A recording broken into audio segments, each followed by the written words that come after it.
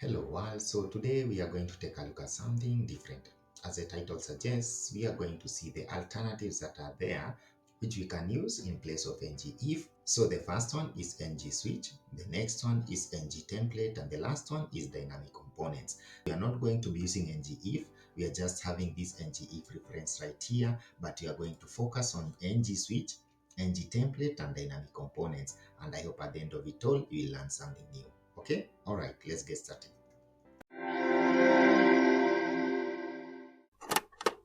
Okay, so if we start taking a look at the code base, we see that at the start we have our NgIf reference right here. So let's go really quick over the code for the NgIf so that at least we can understand what we are going to be replacing as we continue, okay?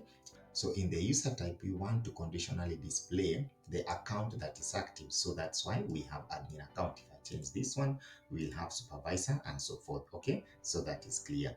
The other part is the actions that the user can actually perform based on who they are. And that is what you see right here.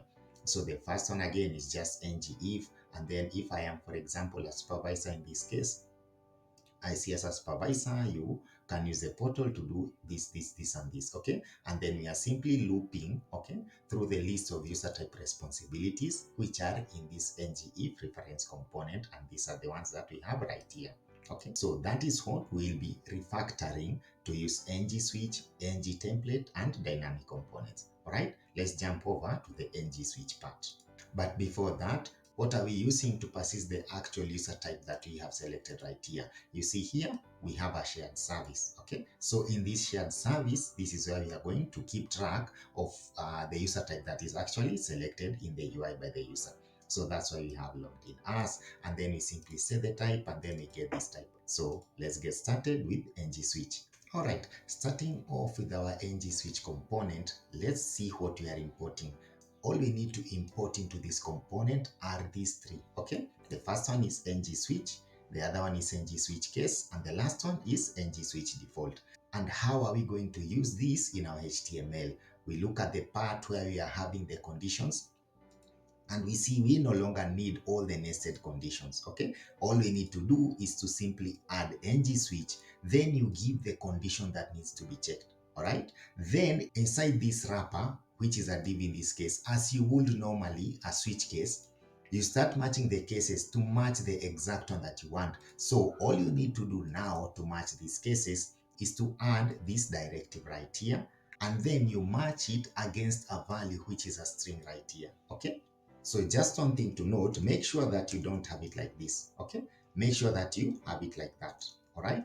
Then you see that in the end, just like a normal switch statement, you can also add NgSwitch default. So when the condition doesn't match anything, then the default one will be displayed. Let's say in this case, maybe we pass just one. What will happen is that you see default account will be displayed because all the other ones will not be matched. So let's Control Z that one. So that's just it. And I believe that's clear for that part. So the same applies to the other part for user type actions, okay? So you simply provide your NgSwitch, and then you give the condition right here. And then after that, you simply match the cases like this. So we can continue on to the NgTemplate demo. Alright, so looking at our NgTemplate demo, it will have the same structure as the NgSwitch. For that reason, we can just keep using NgSwitch at the top right here for displaying the labels of the accounts. Then at the bottom is where we'll actually use NgTemplate. So this way you see that you can use these options alongside one another. You can use maybe here NgSwitch, you can even use NgIf somewhere else. So we begin by importing NgSwitch. We import NgSwitch case, and we import NgTemplateOutlet. So this is the new addition that we have made right here. Okay, so how are we going to use this one specifically? If we look in the HTML, we just see that this is what we talked about in the previous part. So no need to talk about this. The same logic is there. However, I want you to now note this section right here. Okay, so this NgTemplateOutlet, it will make it possible for us to now use NgTemplateOutlet directive. And that brings us to the first part. We have this ng container. So this ng container is what will act as the outlet for whatever will be projected based on the matched condition. Okay, so all you need to do is this. Let me remove this. So we have it like this. If condition A matches, then show element A, else element B. Okay, so this is what it means. So whatever will be returned here, think of this as a function that is being called, then it will return something. But in our case, all we need to do is to add the condition. So let's go through the condition here. So the first thing we are going to check is who the user is. Does the user match the admin? Yes. If the admin matches, then the admin template is what will be rendered. If it doesn't match, we make another comparison.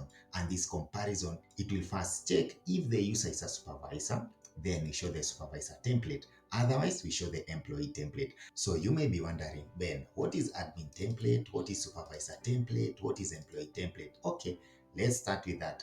The first thing you note is that this section right here, it's no longer cluttered. Yeah, it's no longer like having so many things.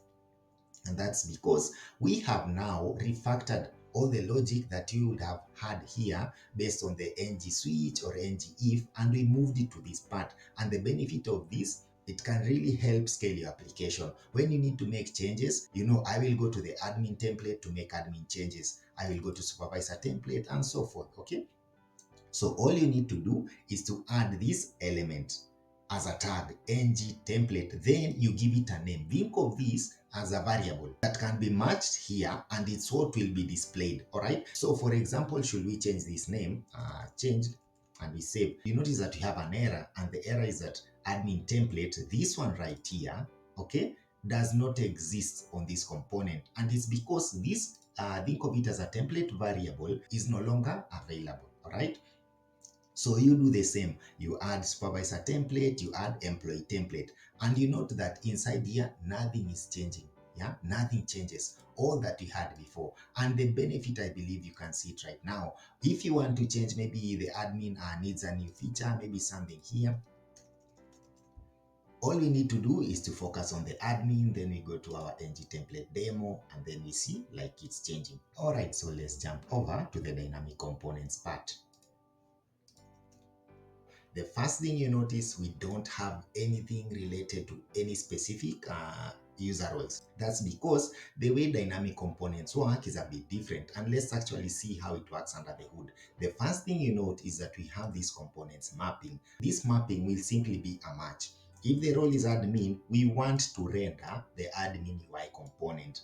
And this component is actually a full standalone component that is independent and can also have its own children and so forth and so forth. And the other thing you have to notice right here is that this component also extends the base UI component. And this base UI component, it has our roles, because all the components, all these users, in our case, that's maybe a classical example, we assume that they all have roles, okay?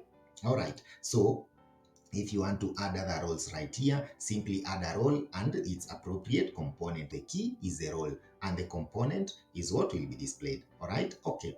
The other part is right here. Notice the imports here, it's empty. So no need to import anything. All right, the first member variable that we have right here is our private outlet. We are calling it outlet, but you can call it anything. But notice that we are decorating it with a view child, and then this view child will be referencing our template variable that we have right here. Then we are going to also add metadata right here, and we say it will be read as a view container ref, then it will be static in our case because there is nothing blocking its visibility at the start of this component. For example, if you had a top level parent right here that had NgIf, then this one we would have had it as false, okay? But in our case, we don't have something like this. All right, so the other part is on destroy. This one we will explain it later on down the line, and also shared service. We are familiar with it, but we will see how to use it. The last of the member variables is the user type responsibilities, and these ones I believe you recall them. Okay, so let's jump over and see how to actually now start rendering content dynamically.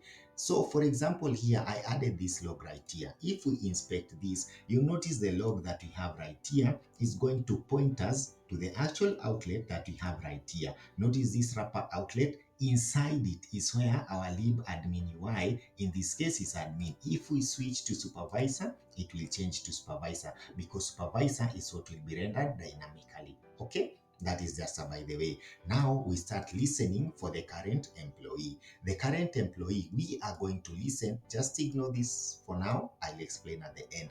So the current employee, we are going to listen in the shared service, the current logged in user that has been selected. Then after that, we start by checking if the outlet is available. Is it static true or is it static false? Is it available for interaction? If it's available, then this condition will be matched. And then we begin by clearing this part. If we don't clear this, let me show you what will happen. What will happen is that content will be duplicated. As you guessed it right, even if we have already rendered the admin component, if we select admin once again, it's going to be duplicated on the UI. So that is why you have to clear it out, okay? Then the other thing is we are selecting from our component mapping. The value of type is of T user types. So it will match against either admin, supervisor, and so forth. What if we log this out? Let's log this out right here and we see what it is. So let's clear our console. If we select supervisor, you see what is displayed is the supervisor UI component. So that's how it works. If we log in like the employee, the same, the actual component, all right? Full components, not templates, not HTML elements, but full components. And then the part that you have been waiting for, this section right here, the first line that we have right here is that using our outlet, we are going to create a component dynamically. So that is where the name dynamic components come from. And then we will pass in the component that we have matched, all right? The return value of the create component method here will be an instance of the component that we have injected. And as you recall, each component will be extending the base UI component, and the base UI component, it has roles. So we can actually assign the roles based on the key that we have picked from our user types object. Okay, this one right here. All right, then we simply pass it in, and then we can call change detector so that changes will be propagated. So let's get back to our ng on destroy. Notice that we say ng on destroy next is true, and we complete once this component has been destroyed, and we get to use this one right here in the take until operator by passing it inside the pipe of the subscription that we have. So what happens if we don't do this? Let's see. Notice that we are in the dynamic components, but if we leave dynamic components and if we switch, notice what happens. Like we still get events being listened to by the dynamic components, even if we already destroyed it. Okay, so that's why we need this. Okay. Now, if we make changes, you see, nothing will be propagated to the dynamic components. And that's just it. So always remember, you stop growing when you stop learning. And what you learn, go further and teach others that you may grow together. All right? Okay. Until the next one.